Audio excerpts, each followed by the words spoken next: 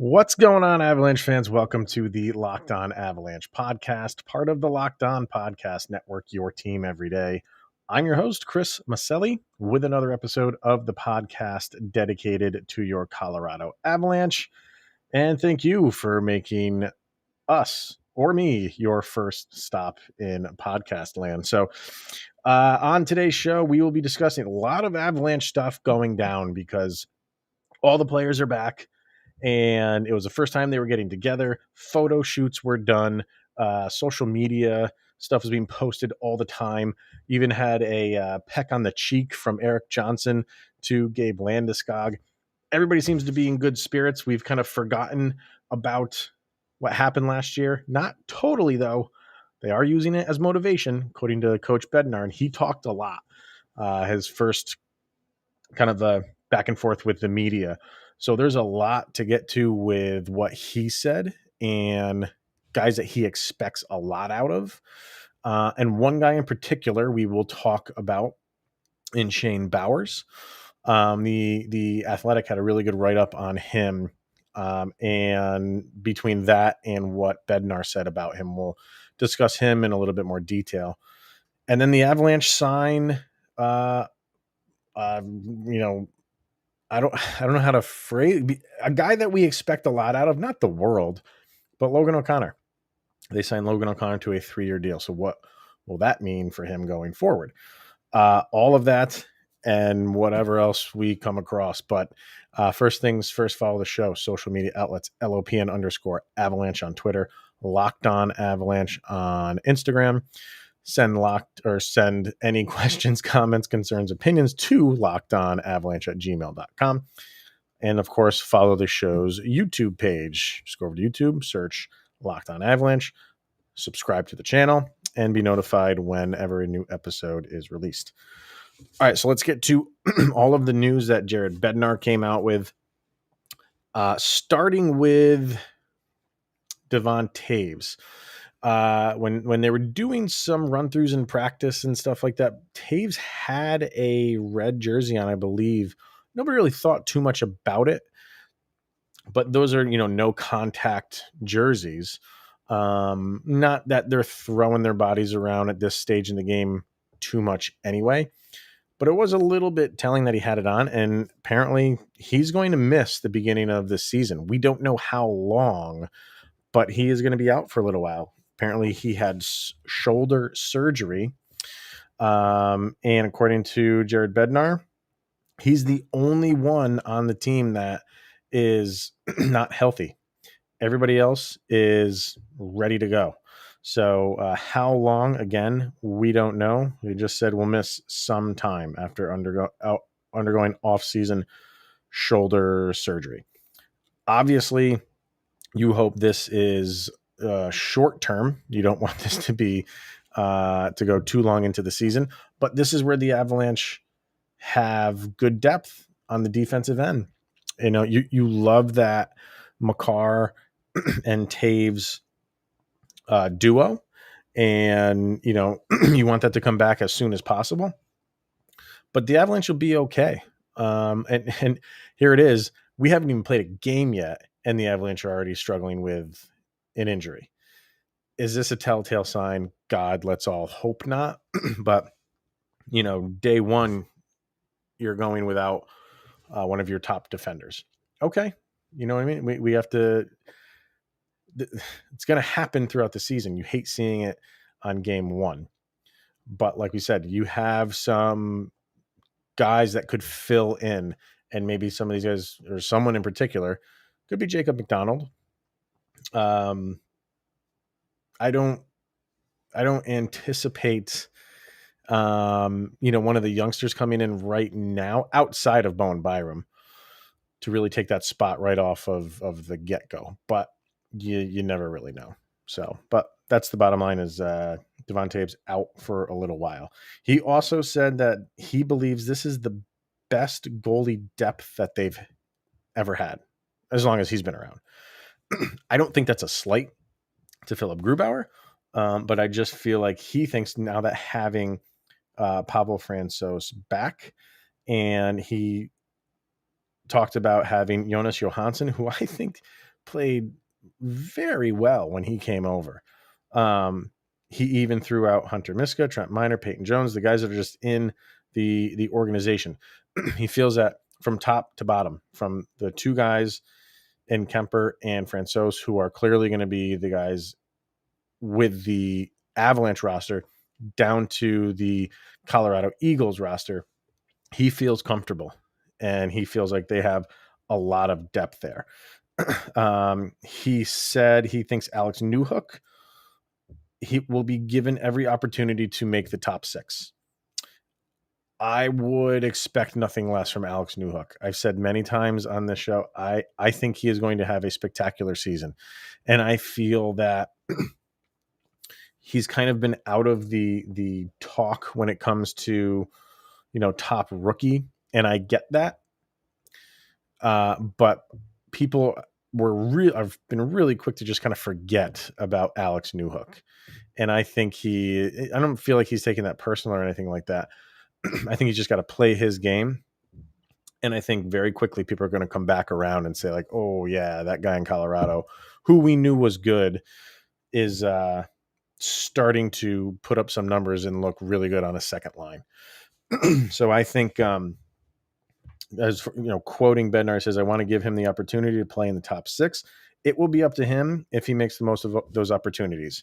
So it sounds like if you read the tea leaves there, maybe he's kind of saying it's his job to lose, although he's not slotting people in anywhere right now. But when you read something like that, saying it'll be up to him to make the most of the opportunities, well, he's got to be given opportunities to make the most of them. And that's exactly what the Avalanche are going to do. So, but the way he looked at the rookie tournament, if he can carry that over into preseason training camp, he's got a great opportunity to make that second line without a doubt. Okay, moving on to Curtis Mcdermott, who they picked up from the Kraken. This one I like because, he's the one guy that we were talking about that is going to be the muscle for the Avalanche. And then on the defensive end, you like that. But if he's on the defensive end, that might take a spot away from someone like, fill in the blank, maybe Bowen Byram to start the season anyway. But it sounds like, I think Byram, the more we talk about Byram and we hear about him and how he played in the rookie tournament and everything that he's capable of doing, he's healthy. I think he is definitely a lock to be on this defensive unit, likely a third pairing. And now, especially with Taves out, it's almost a guarantee. But what they might do with Mcdermott is use him as a forward on the wing. Bednar wants to do it. Mcdermott said he is open to doing it. And that, he's not going to be out there to rip any one-timers, on a power play or anything like that. He's out there so you don't mess around with, the cream of the crop. I love that. You need that. You have to have that on the Avalanche. And I've said so many times on crossovers that I've done, did they address it? They addressed it with him, but how much playing time is he specifically going to get? We don't know yet. He could get a lot more playing time if he's playing, on the fourth line. And I know that sounds a little odd to say he's going to get a lot of playing time on the fourth line, but having a guy there, knowing that guy is on the bench, maybe he gets 10 to 14 minutes a night. But for those 10 to 14 minutes, people are going to have to take notice of where he is. Because if you start messing with anybody on those first couple lines, you got to have to answer to him. So I love that move. If that's what they do, I'd be completely fine with it. And they might play around with him. It's good to have a guy that can go back and forth. If you need him on the defensive end, you put him in on the defensive end. If you need him on the forwards, you can have him on the forwards. Either way, he's out there and he's making his presence felt. So I give 2 thumbs up to that. We'll get to the Bauer stuff later because I want to talk about him in a little bit more detail. But he went on to talk about Taves a little bit more. Talked about Bowen Byram, how he said same thing with him. With him and Newhook and Byram are kind of like a tandem. Yeah, they got picked in the same draft. 12 picks apart or something like that. Was it 12? Yeah. No, 14 picks apart. But they're number one picks, and they're your two top prospects. Like, people are going to expect a lot from these guys. And he basically said the same thing about Bowen Byram. I'd like to see him step up and grab one of those top 4 spots. So right off the bat, like, his two big prospects, he is going to give them every opportunity to not only obviously make the team, which they in all likelihood will do, but be a key factor, new hook on the forward end, maybe on the number 2 slot, and Byram, is second pairing. So he's expecting, and it's, I love hearing that stuff right off the bat. It's not, we'll ease these guys in, and yeah, they'll make the team, and we'll let them get their feet wet. They did that last year. Yeah, and yeah, it wasn't as long as you wanted it to be, but it was enough. It was enough for them to get their feet wet, and new season, here we go. So a lot said there. And finally, he wrapped it up by saying they are very close to being 100% vaccinated as a team, saying in the near future, which it sounded like they all got the second shot, or I think that's it. Or no, it seems like they all got the first one, and the second one will be shortly, and they don't consider them 100% until the second one has been administered. So I think that's where the Avalanche are at with COVID vaccinations. Seems like they're going to be 100%, which is great. You don't have to worry about it. Now, there's some other guys that are already saying that they're not going to do it on other teams. It's their choice. But for the Avalanche, 100%. And, we don't have to worry about guys not being able to come to Canada when the team travels up there. So all good stuff. Yeah, it was good to get some, like, a good chunk of hockey news around the league. It was awesome. So especially with Avalanche stuff coming in. Right up until about an hour ago from me recording this with the Logan O'Connor stuff. So, but let's hear from a couple sponsors, and then we'll talk about Shane Bowers. But we're going to hear from Bet Online, and football season. It's back, and it's better than ever. Yep. And all eyes are on the gridiron as teams are back to start another football season. And as always, you can use Bet Online as your number one spot for all the pro and college football action this season. With a new updated site and interface, even more odds, props, and contests, betonline.ag continues to be the number one source for everything football. Head to the website or use your mobile device to sign up. And when you do, you will get a 100% welcome bonus that is double your initial deposit just for signing up. And don't forget to use the promo code NFL100. From basketball, football, boxing, obviously hockey, right to your favorite Vegas casino games. Don't wait to take advantage of all the amazing offers available for the 2021 season. Bet Online, it's the fastest and easiest way to bet on all of your sports action. They are your online sportsbook experts. It's betonline.ag. Also brought to you by DirecTV Stream, and I want to tell you about a simple way to get all of the entertainment that you love without the hassle. It's DirecTV Stream. It brings your live TV and on-demand favorites together like never before, which means you can watch your favorite sports, movies, and shows all in one place. And the best part, there is no annual contract. So stop waiting. Get your TV together with DirecTV Stream. You can learn more over at directtv.com. That website again is directtv.com to find out about DirecTV Stream. All right. Shane Bowers, a good write-up in The Athletic from Peter Baugh about Bowers. And Jared Bednar did talk about him, said he thought he had a very, very good rookie tournament. And a name that he threw out that he compared him to was Martin Kaut. And again, Kaut seems to be a forgotten guy with all of these prospects that the Avs have coming through the ranks, ready to take these spots over. It's just, you look at the list and it's like, oh yeah, they have this guy and yeah, Martin Kaut. What about him? But and Jared Bednar made a direct comparison.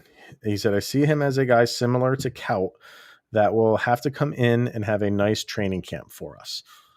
Now look at the difference between how he phrased that for Bowers and how he phrased things for Newhook and Byram about, all the opportunities in the world for Byram and Newhook, and for someone like Bowers, and I guess Kaut to that extent, they'll have to come in and have a nice training camp for us. So you got a lot more work to do, kid, is basically what he's saying. Can he do it? I've caught myself rooting a lot more for Shane Bowers over the past few weeks than I ever have in the past.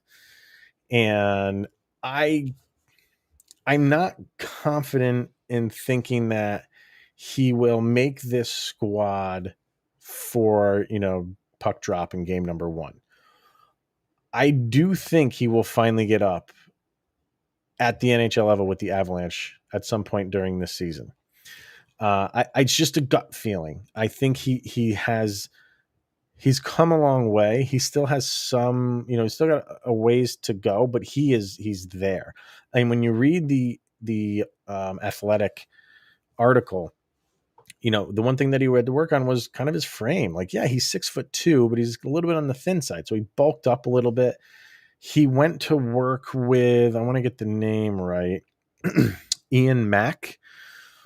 And after the season was over, because it was a short off season, he didn't go back home to Nova Scotia. He'd have to go through the whole quarantine process to do that. So he said, I'm just going to stay here.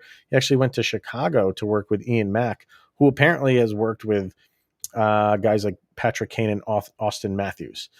So, you have someone that's been training those guys and you're going to seek him out.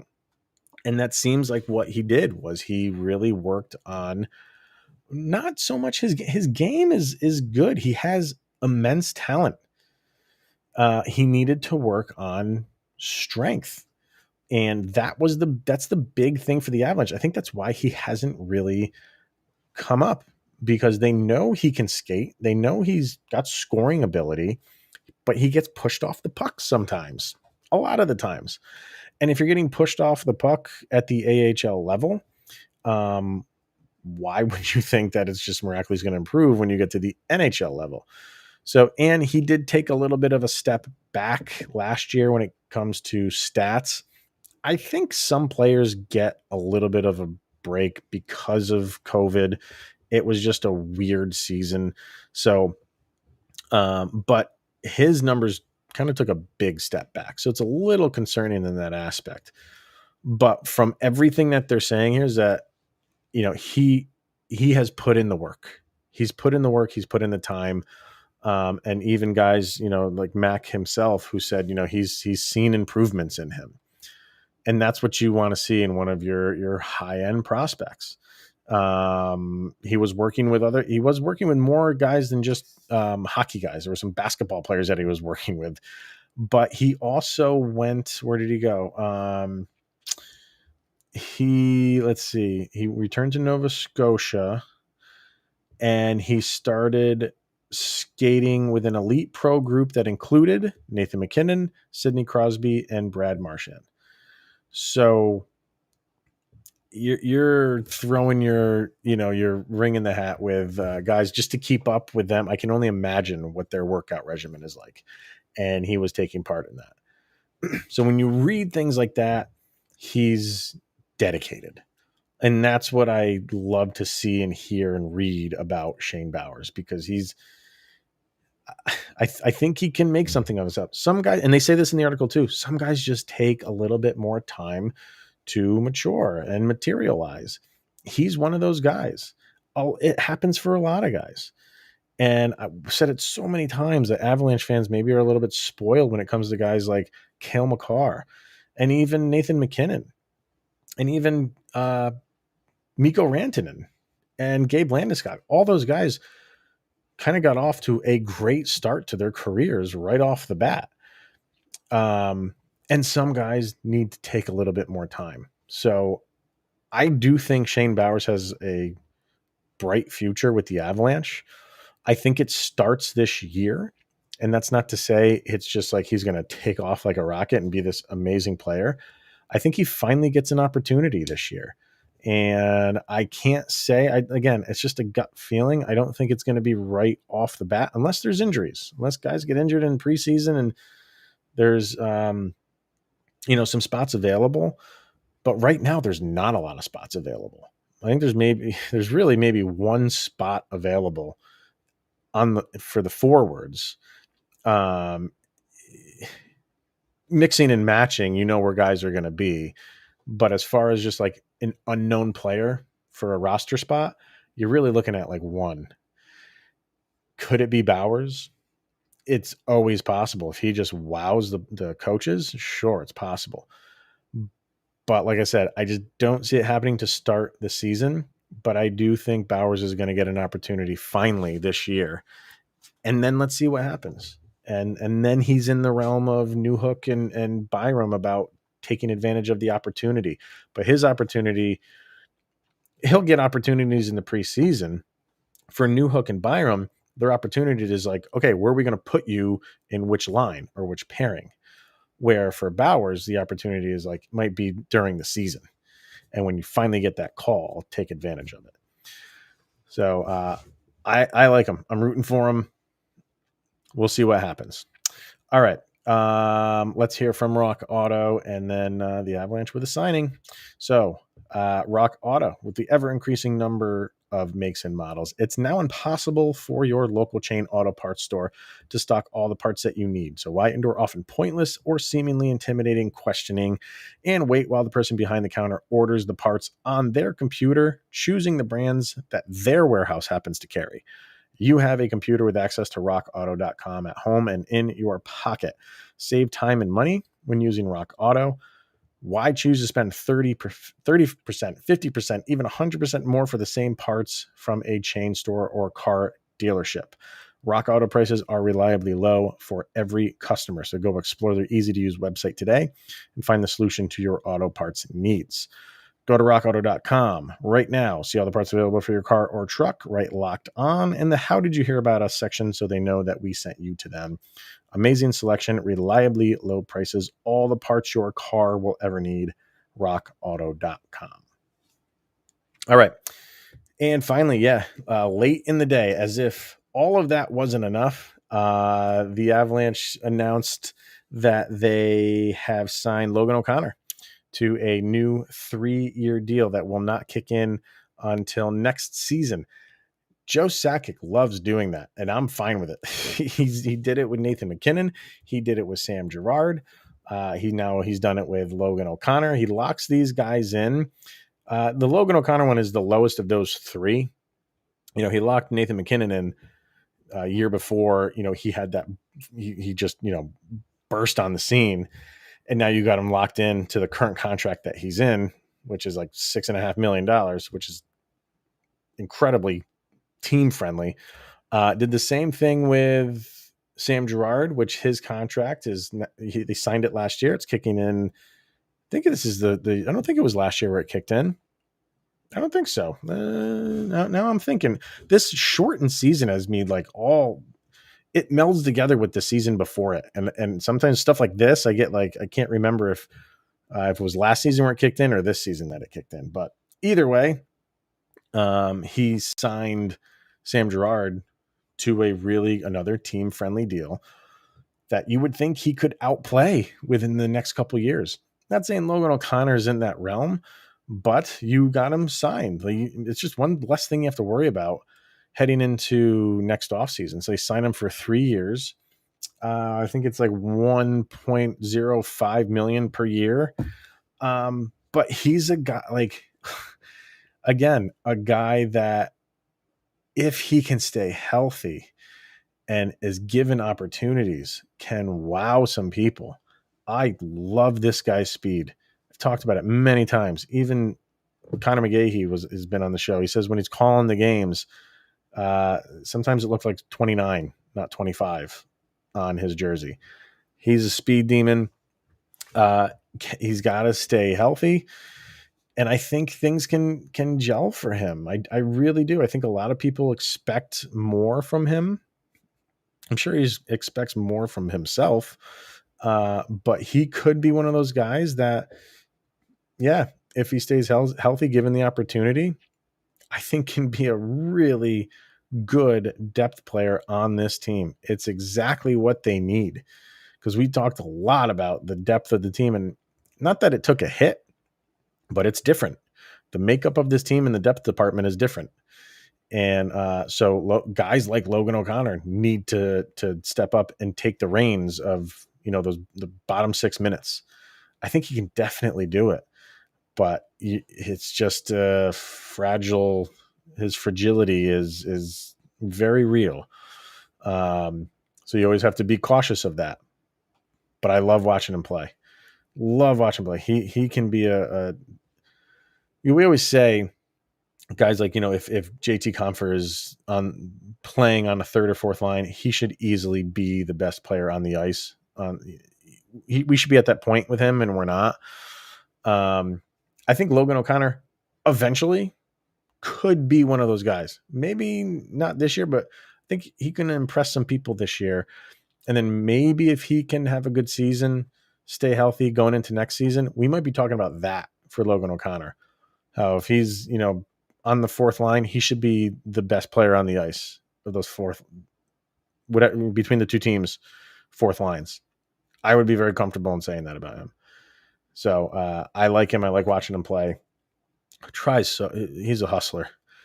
He's who would take over the Matt Calvert, Matty Hustle title? That's the thing. O'Connor could be that guy, but sometimes his hustling gets him into trouble with injuries, which you hate saying that because you love seeing the hustle. I don't know. So, but I think it's a good deal. It's a smart deal. You're not overpaying for him at all.